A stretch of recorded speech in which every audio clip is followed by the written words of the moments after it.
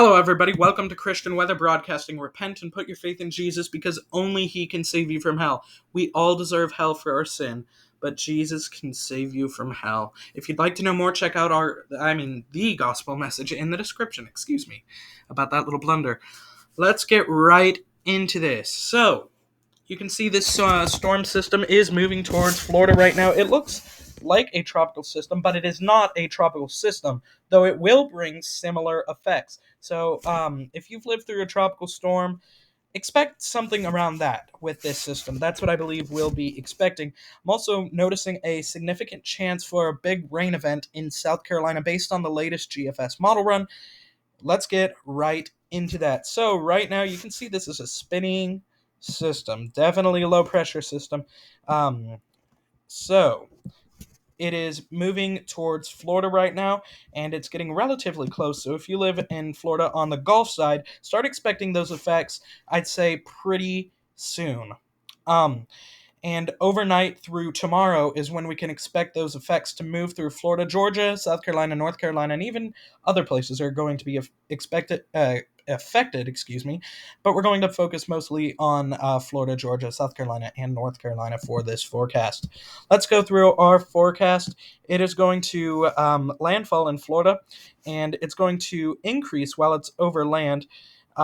In strength and intensity, going from 997 to around the time it makes it to Charleston, 993, then down into the 980s over North Carolina before moving back out over water and then back onto land. So in the 980s range, in speaking in the hurricane sense, is around hurricane low category 1 hurricane force strength in the 980 something range, speaking about hurricanes.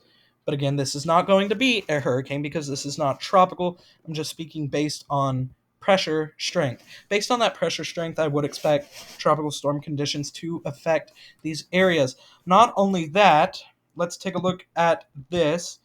24-hour accumulated precip. I think we're going to have a big rain problem for especially Charleston. But basically, if you see these pinks and these blues, that's going to be some areas around 1 inch, maybe higher. But the pinks and purples is where we get 2 inches and above. And what's interesting is if you watch this is forecast hour 24. We go to forecast hour 30. Still rain in Charleston a lot, actually, in that area and up through South Carolina. Forecast hour 36. Still there. Forecast hour 42. Still there. And then finally starts moving out. So, in South Carolina, starting in Charleston, moving up through the state and into North Carolina, expect a prolonged rain event there according to this latest model guidance. And I would expect significant flash flooding possibly in those areas. And I would also expect flash flooding in Florida. So be prepared for that. But as we know, Charleston floods very easily. And in Florida, St. Augustine does as well. So basically what you need to do is if you live in a flood-prone area, just be prepared for the possibility of flooding. And please check your local weather service to get more accurate information. I'm just showing you what the models are saying right now and giving my guess based on what I'm seeing. Now, let's move into the Storm Prediction Center's categorical forecast. You can see slight chance from Jacksonville down to the Keys, marginal up into parts of Georgia for storms, and then a very not very much of a chance into Georgia right now, but that I think will go up as the storm system moves on land.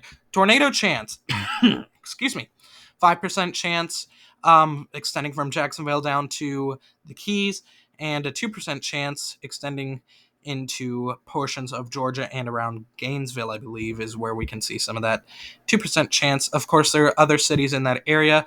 You can read through these cities here affected. And right here it says some larger populations affected. So look right there to see your effects. Wind, 15% chance and a 5% chance up further into Georgia, but I think that will change. I think coastal Georgia is going to experience a good amount of wind, and I would say North Carolina and South Carolina will also experience a good amount of wind. South Carolina and North Carolina are going to probably get more